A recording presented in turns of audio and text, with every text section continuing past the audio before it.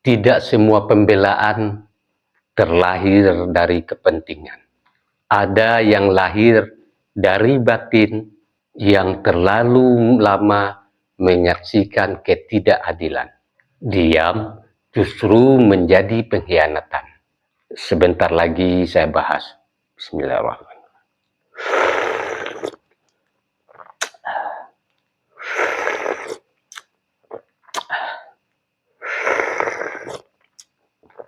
Alhamdulillahirrahmanirrahim. Aku bukan orang yang mudah membela siapapun. Sejak muda, hidupku ditempa oleh satu naluri. Berdiri di sisi mereka yang terancam dan didolimi. Naluri itu bukan cerita kosong. Aku pernah mengawal beberapa trainer yang berada dalam ancaman. Menjaga mereka dalam keseharian. Bahkan berdiri langsung di kelas mereka ketika ada upaya menggagalkan dan menakut-nakuti.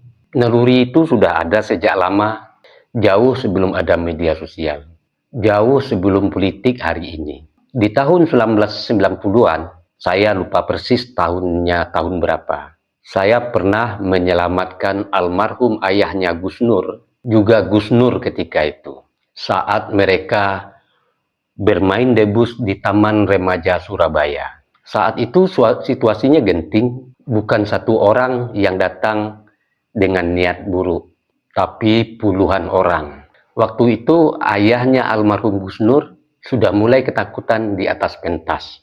Dan saya juga berada di atas pentas. Lalu beliau bilang, "Bagaimana ini Pak Beni?"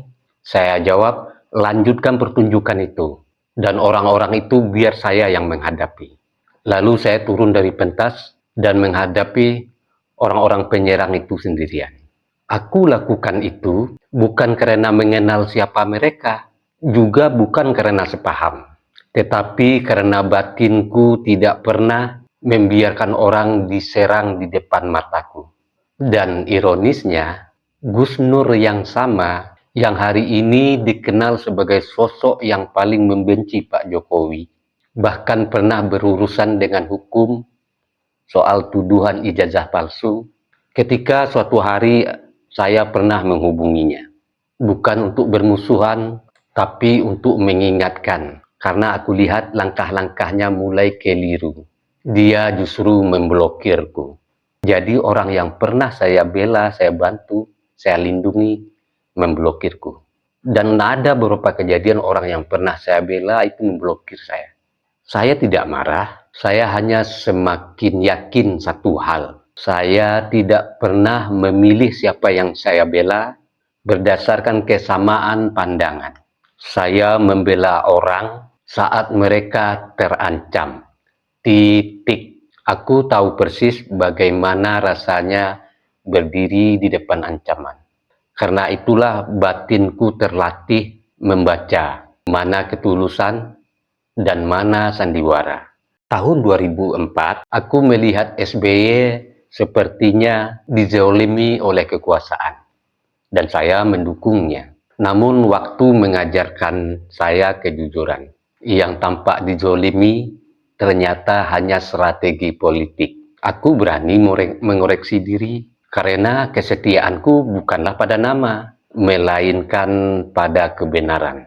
Tahun 2009, saya tidak ikut mencoblos dalam pemilihan presiden dan calon presiden. Saya tidak lagi mendukung SBY. Namun batinku berkata jelas, SBY akan tetap menang walau siapapun calon wakil presidennya. Saat itu muridku, Profesor Ambo Ala, dosen Unhas, adalah bagian dari lingkar kerja wakil presiden Yusuf Kala. Dan aku memanggilnya dan berkata, "Prof, sampaikan kepada JK, jangan ikut dorongan Golkar. Tetaplah menjadi calon wakil presiden SBY. Alasanku satu dan sangat jujur. Bukan demi SBY, bukan demi partai. Aku ingin muridku tetap melanjutkan amanahnya sebagai Dewan Pertimbangan Wakil Presiden. Jika JK tetap bersama SBY, maka tugas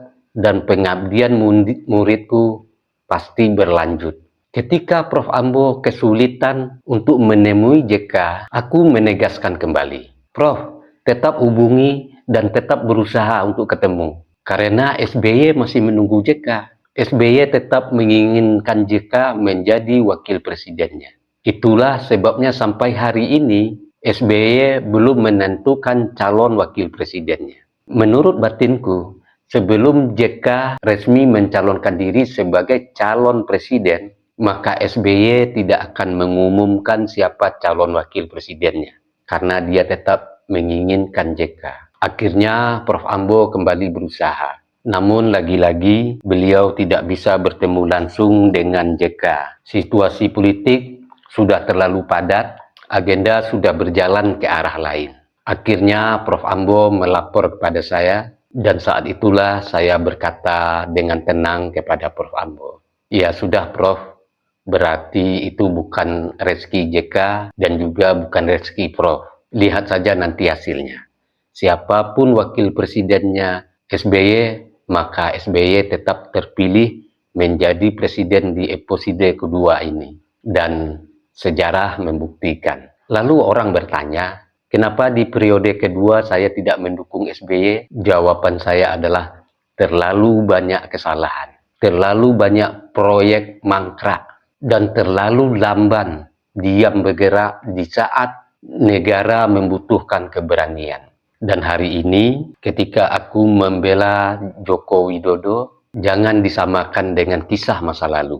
Ini berbeda. Aku melihat seorang pemimpin yang diserang tanpa henti, difitnah tanpa henti, dan dilemahkan dengan cara-cara kejam. Dan aku tidak melihat ada sandiwara. Aku melihat orang baik bekerja, diamnya bukan karena takut, melainkan karena sibuk mengabdi.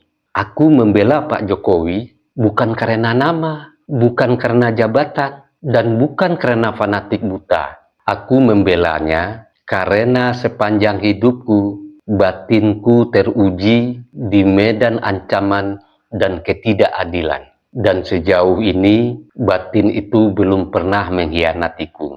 Aku tidak meminta siapapun sepakat denganku. Aku hanya meninggalkan kesaksian hidup. Sepanjang umurku, aku pernah keliru membaca manusia, dan aku berani mengakuinya.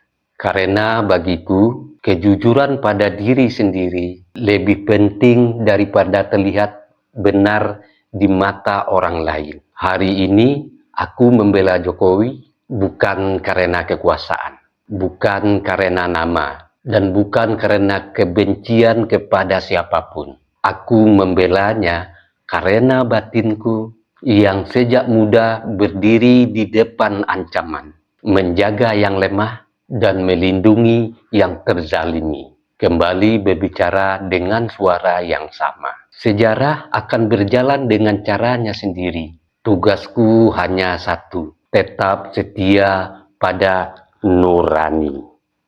Saya Beni Budaya.